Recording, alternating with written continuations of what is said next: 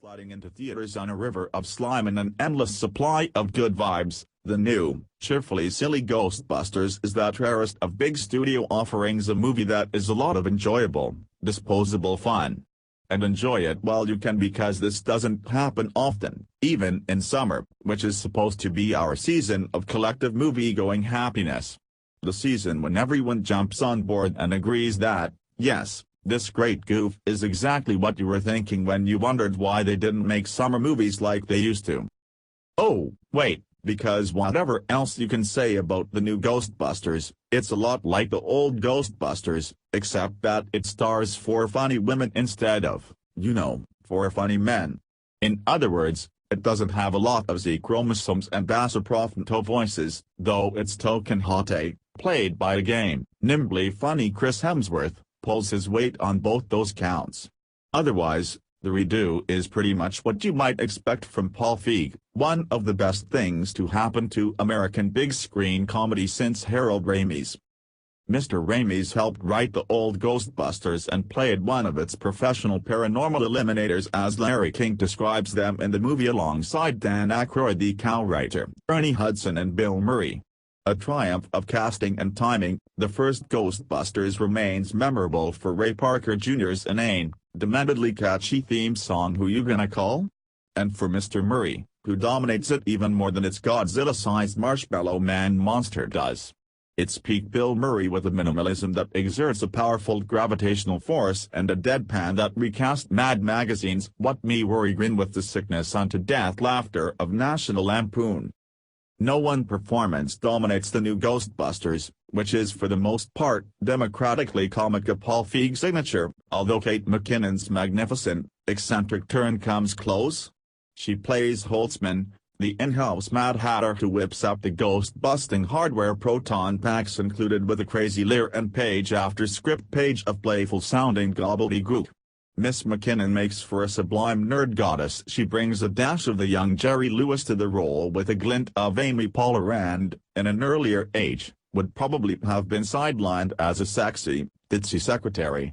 Here, she embodies the new Ghostbusters at its best. Girls rule, women are funny, get over it.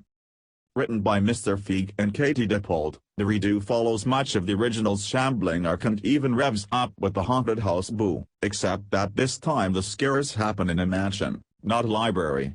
After the usual narrative table setting, Holtzman and her partner in kook science, Abby, Melissa McCarthy, join forces first with another scientist, Aaron Kristen Wiig, and then a transit worker, Patty Leslie Jones.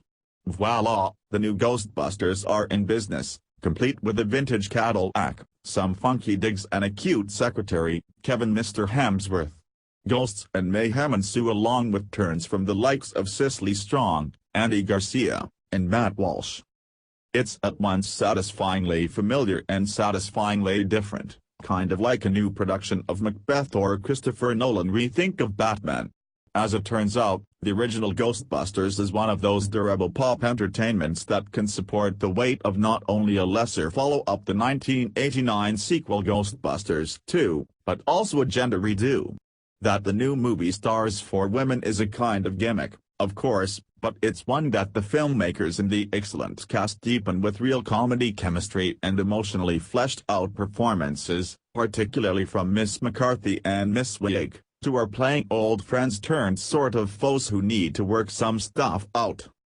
They do, which means that Ghostbusters is also a female friendship movie, but without the usual genre pro forma tears, jealousies and boyfriends.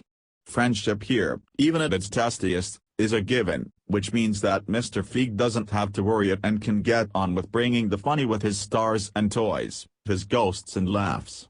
As is often the case with big-budget flicks, it grows progressively louder and bigger, climaxing in an overlong battle, though not before Mr. Feig has offered up some unexpected touches, including a cavalcade of beautifully designed old-timey ghosts and a genuinely creepy bathroom scene that adds a few horror flick shivers. Part of what makes Ghostbusters enjoyable is that it allows women to be as simply and uncomplicatedly funny as men, though it would have been nice if Miss Jones had been given more to do. If this were a radical reboot, she would have played a scientist. In the end, these are Ghostbusters, not ghost-busting suffragists, even if there's plenty of feminism on screen and off. It's hard to know if the movie started off being as meta as it now plays, but when these Ghostbusters are labeled frauds or crack jokes about ugly online comments or take on a fanboy from hell, it sure feels as if Mr. Feig and his team are blowing gleeful raspberries at the project's early sexist attackers. Big box office hits are like ghosts, they haunt studio executives. It's no surprise then that Sony Pictures wanted to resurrect the Ghostbusters franchise in some form, just as it's no surprise that it took someone like Mr. Feig to figure out how to make it work, mostly, by not really messing with it. Even so, what he's doing on screen by helping to redefine who gets to be funny in movies is what makes him a thoughtful successor to Mr. Ramis, who made a series of memorable, soulful comedies about what it means to be a man. Groundhog Day, Multiplicity. Now, if we could just get women and men to be funny together.